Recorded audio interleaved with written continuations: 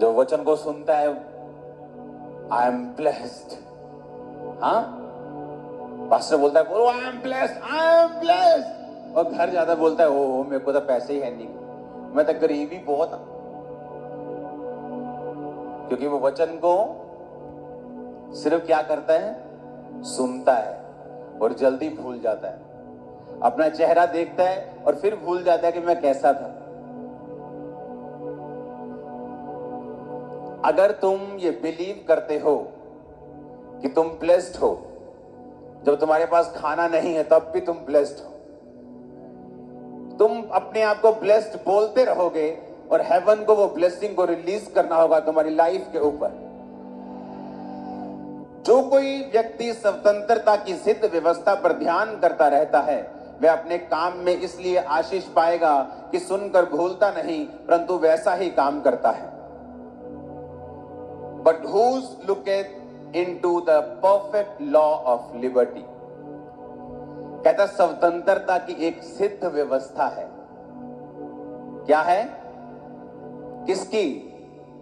Freedom की, आजादी की। किससे आजादी? देश तो आजाद हो गया हमारा गोरों से, अब किससे आजादी?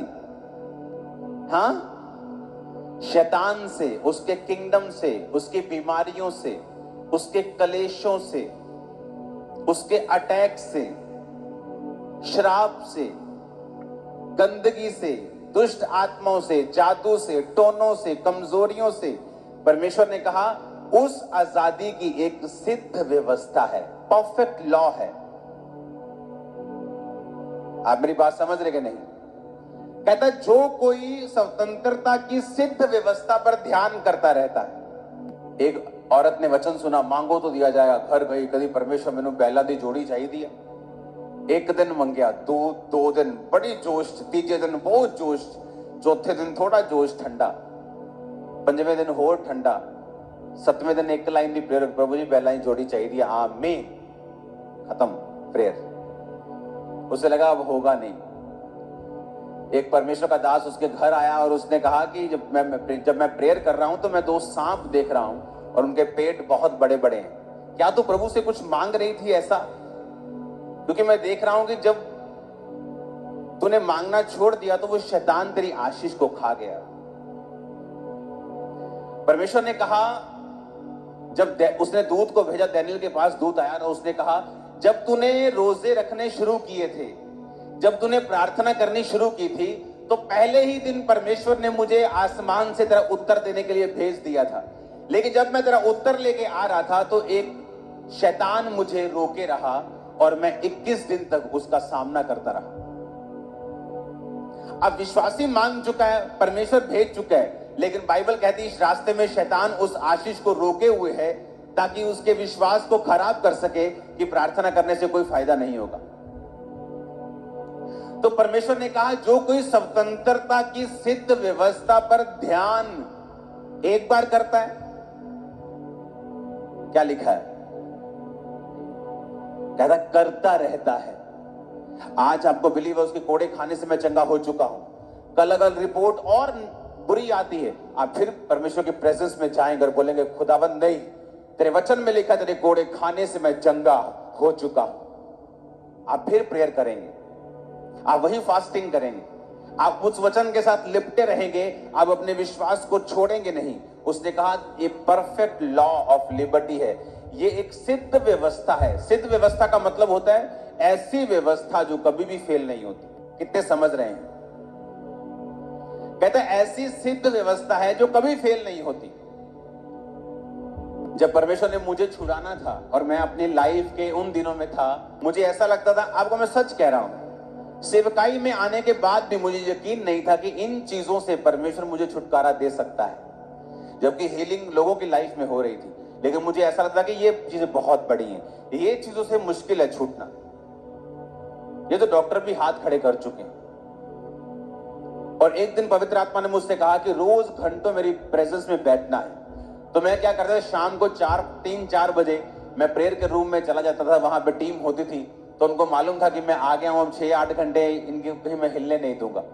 तो वहां बैठ के मैं लगातार प्रेयर करता था। और मैं आपको बता रहा हूं, मैं लोगों को, अपनी टीम को बताता था ये बात कि प्रार्थना करने वक्त भी मुझे ऐसा नहीं लगता था कि मैं फ्री हो सकता हूं, लेकिन मैं कॉन्टिन्यूस प्रेयर में रहा, क्योंकि उसने कहा ये परफेक्ट लॉ है लिबर्टी का, कि अगर तुम उस पर ध्यान देते रहोगे, अगर तुम अपनी बात छोड़ोगे नहीं, अपने विश्वास को छोड़ोगे नहीं, और वो करते रहोगे जो राइट है, तुम्हें रिजल्ट मिलेगा ही मिलेगा, क्योंकि ये व्यवस्था सिद्ध है।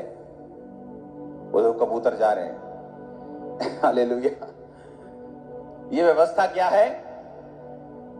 सिद्ध का मतलब क्या है? परफेक्ट, हिलेगी नहीं, फेल नहीं होगी। तुम आ रहे हो टेस्टिमनी के साथ, अगर तुम अपनी जगह खड़े रहोगे, अपने फेथ के ऊपर खड़े रहोगे। एक वचन सुना, अच्छा हमें टाइथ बोना है, ठीक है, 1 महीना बोया, देखा असर नहीं हुआ, 2 महीने असर नहीं हुआ।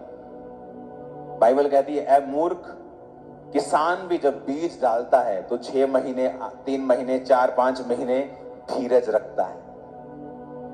अगले महीने नहीं चला जाता, यार बीज पाया सी होले हो यार, चलो छड्डो कोई और काम कर ली।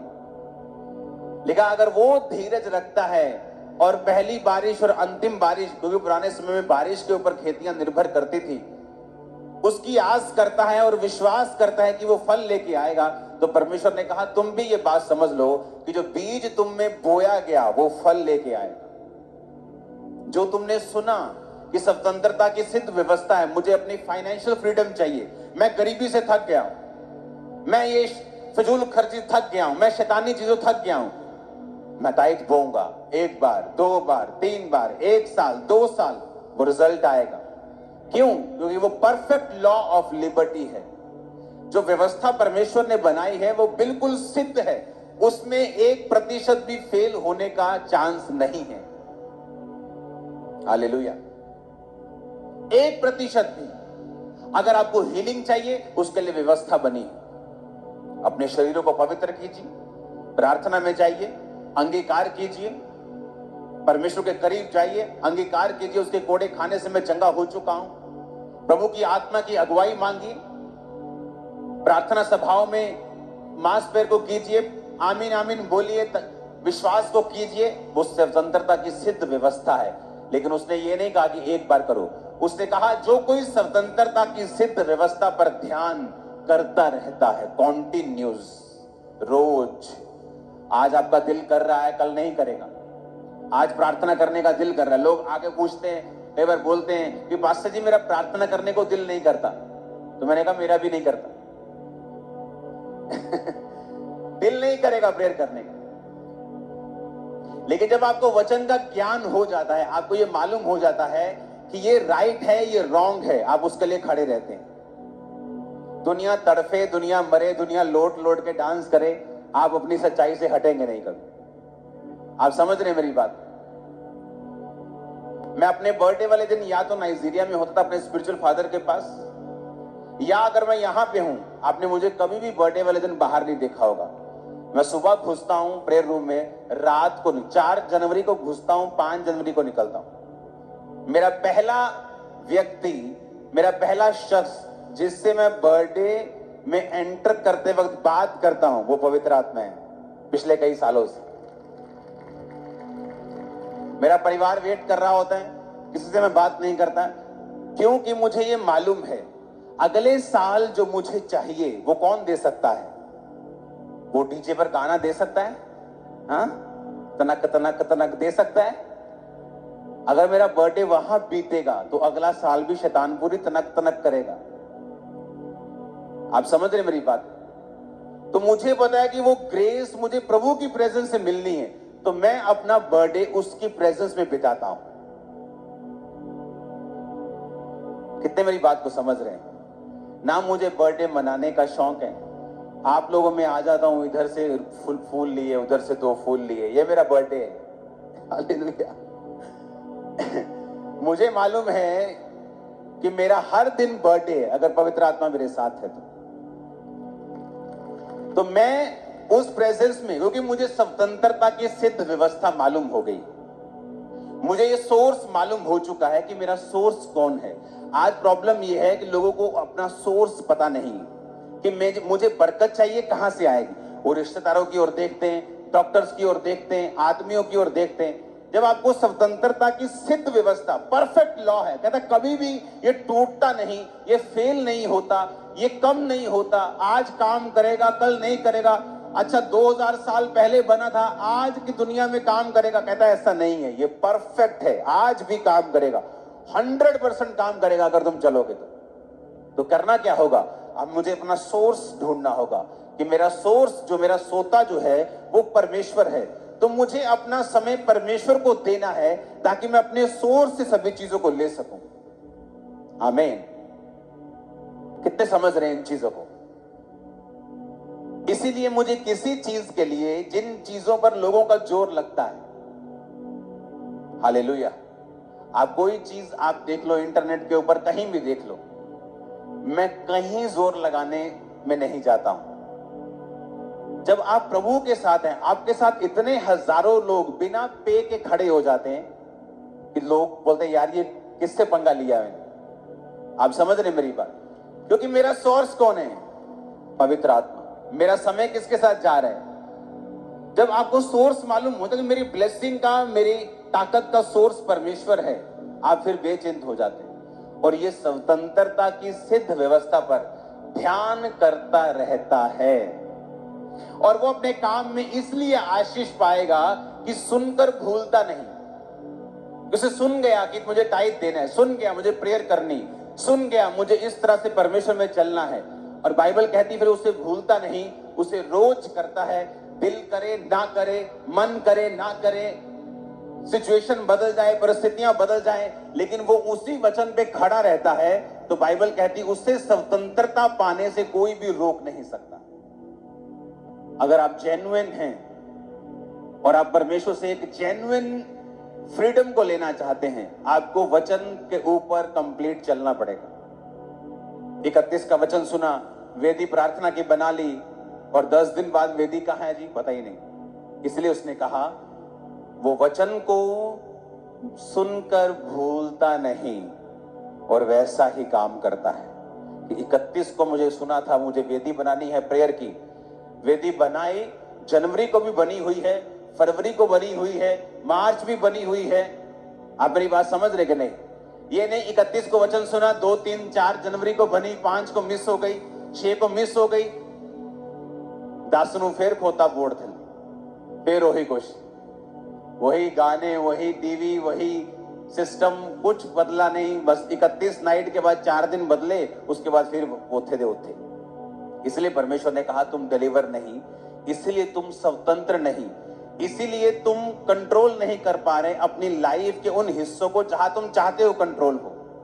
अगर तुम चाहते हो तुम्हारे परिवार पर तुम्हारा कंट्रोल हो, तुम्हारे फाइनेंशियल लाइफ पर तुम्हारा कंट्रोल हो, तुम्हारी सेहत पे तुम्हारा कंट्रोल हो, अपनी स्पिरिचुअल लाइफ को कंट्रोल में कर लो, सब कुछ कंट्रोल में आ जाए। अगर तुम्हारी स्पिरिचुअल लाइफ कंट्रोल में आ गई, सब चीजें ऑन लाइन में आ जाए। फिर पढ़ेंगे उसको, कहता है वो स्वतंत्रता की जो व्यक्ति सिद्ध व्यवस्था पर ध्यान करता रहता है, वो अपने काम में इसलिए आशीष पाएगा कि सुनकर भूलता नहीं। स्वतंत्रता की, बोलो अपने पड़ोसी को, सिद्ध व्यवस्था। फिर से बोलो पड़ोसी को, फिर से बोलो पड़ोसी को। आमीन। एक ऐसी व्यवस्था जो कभी फेल नहीं होती, एक ऐसी व्यवस्था जो कभी फेल नहीं होगी, वो स्वतंत्रता की है, वो फ्रीडम की है। और जब आप पवित्र आत्मा के साथ समय बिताएंगे तो बाइबल कहती है जहां कहीं परमेश्वर का आत्मा है वहां आजादी है। आपको क्या लगता है? आप प्रार्थना की वेदी बनाकर रोज प्रभु के सामने जाएंगे, आपको क्या लगता है वो आपसे बात नहीं करेगा? हो सकता है वो प्रार्थना के समय आपसे बात ना करे, लेकिन जब प्रार्थना करने के बाद आप अपने काम पर जा रहे हो, किसी एक विश्वासी के द्वारा वो आपकी जिंदगी में कोई इंटरेक्ट बात कर जाए, ऐसी चीजें आपकी लाइफ में होनी शुरू हो जाएं जो आपने कभी एक्सपेक्ट नहीं की, क्योंकि आपने स्वतंत्रता की सिद्ध व्यवस्था पर ध्यान दिया, आपने जो वचन बताया गया था उसको भूले नहीं और आप उसको वैसा ही करते रहे। आमीन।